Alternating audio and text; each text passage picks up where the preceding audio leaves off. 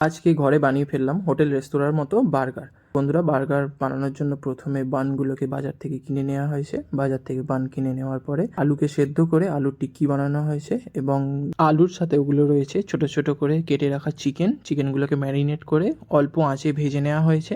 তারপরে আছে স্যালাডের মধ্যে পেঁয়াজ, টমেটো, গাজর, শসা এবং পাতিলেবু। একটা গরম পাত্রে বানগুলোকে বাটার লাগিয়ে অল্প আঁচে সেঁকে নেওয়ার পর তাতে লাগিয়ে দিলাম টমেটো সস এবং টমেটো সসের উপর দিয়ে দেখতেই পাচ্ছ দিয়ে দিলাম মেয়োনিজ। এটা আমার খুবই পছন্দের। তোমাদের কাদের কাদের মেয়োনিজ খেতে ভালো লাগে আমাকে অবশ্যই জানিও।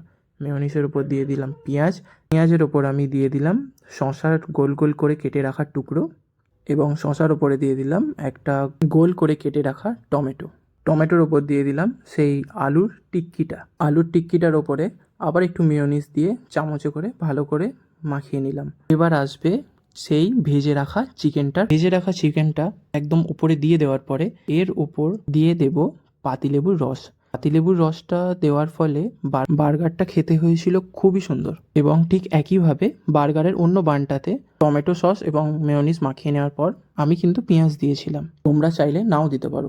দেখতেই পাচ্ছ বন্ধুরা, একদম হোটেল রেস্তোরাঁর মতো বার্গার রেডি। আরও ভিডিও দেখতে গেলে আমাকে সাবস্ক্রাইব করো।